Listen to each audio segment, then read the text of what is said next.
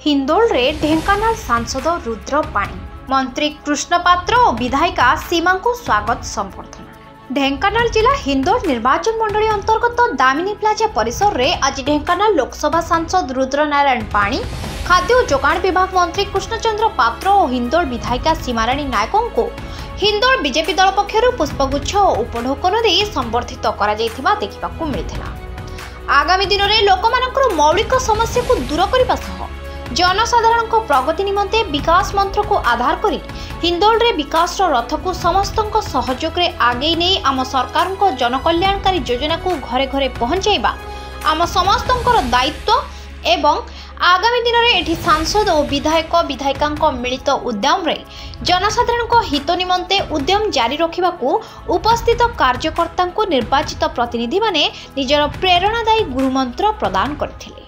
मोर व्यक्तिगत जीवन नहीं व्यक्तिगत विजय नहीं केबे चिंता करी न थाए। भारतीय जनता पार्टी विचारधारा आदर्श आधारित राज्य सरकार गठन पाई मु प्राय 49 वर्ष हैला पिला दिनु काम आरंभ करिथिली एवं मु थरे राज्यसभा को जाइथिली। सेही परी भारतीय जनता पार्टी थरे भागवाली सरकार रे थिला आंशिक, किंतु आज आम संग्राम आज सार्थक होईची। सारा ओडिशा रे परिवर्तन रो हावा सफल होईची।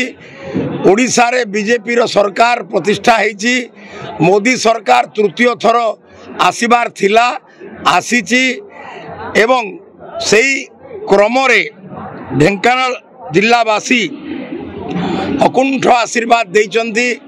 जिलार 4 रु 4 विधानसभा आसन, ढेंकानाल लोकसभा 7 रु 6 विधानसभा आसन एवं मु जो 91 मसीहारू लोकसभा कंटेस्ट करे पुराना नुआ ढेंकानाल 10टी विधानसभा आसन रे मते भोट मिली। सेथिरु 8टी विधानसभा आसन बीजेपी विजय लाभ करिछि।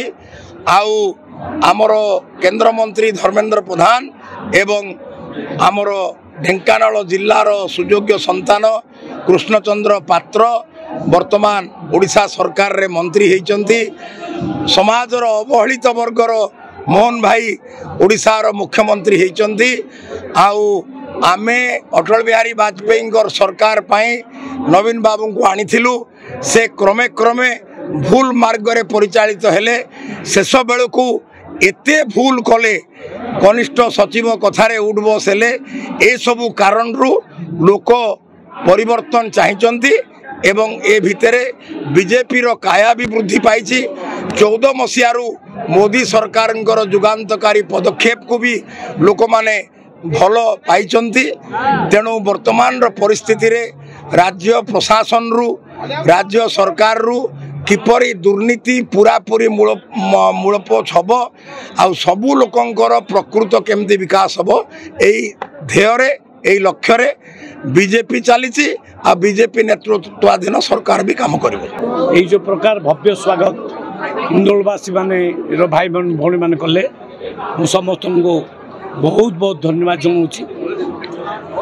आमे पूरा ढेंकानाल उन्नति करवा राज्यर भी उन्नति करवा कारण बहुत आशा रखिकी लोक माने ए सरकार को परिवर्तन कर 24 वर्षर जो भ्रष्टाचारी सरकार थिला जो बाबू मान सरकार थिला ताको विदा कर तेणु गोटे आशा रखी से आशा को आम पूरण करवा। हिंदोल समेत कामाख्यानगर पर्यंत नहीं ढेंकानाल पर्यंत पूरा विकास हम लोक मान आशा जहाँ अच्छी ताठू अधिका मध्य कार्य करा जीवो। विशेषकर कृषक मानक पई जलसेचन व्यवस्था आमे करिबा। प्रत्येक ब्लॉक रे कोल्ड स्टोर करिबा। कृषक मानकू क्विंटाल पिछा धान 3100 टका आमे दबा पाई ऑलरेडी डिक्लेयर कर दैचंती। माननीय मुख्यमंत्री प्रथम दायित्व नौ डिक्लेयर करचंती।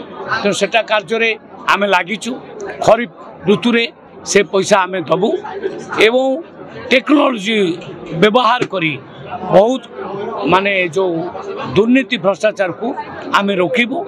कृषक मान क्षति हम ना नुकसान हम ना देखू। चाउल देखु गुड़ाए कार्ड अच्छी जोटा फॉल्स कार्ड मुझे से कार्ड गुड़ा को आम डिटेक्ट करूँ से कार्ड को डिटेक्ट कर सारापर योग्य हिताधिकारी मानक आम दब तेणु अनेक नुआ लोक जो मैंने पाई ना गरीब लोक से आम निश्चित भाव में दबू न्याय दबू कारण ये पुणा जो गवर्नमेंट 24 वर्ष गवर्नमेंट से गोटे फल्स कार्ड करी आराम से माने दुर्नीति करुले भ्रष्टाचार करुले कोटी कोटी टंका खाऊले दुर्नीति करुले सेटा को आम करने को दबू ना निर्देश दे देछि माने मोर डिपार्टमेंट रो ऑफिसर मानक से गुड़ा डिटेक्ट करा जाऊ एवं जो माने प्रकृतर योग्य से सामिल करा जाऊ भाव में हिंदोल निर्वाचन मंडल जो आमर भाई भौणी मैंने समस्ते आसिक आमको जो उच्छेसित संबर्धना कर मो तरफ हार्दिक कृतज्ञता ज्ञापन करुच्ची कारण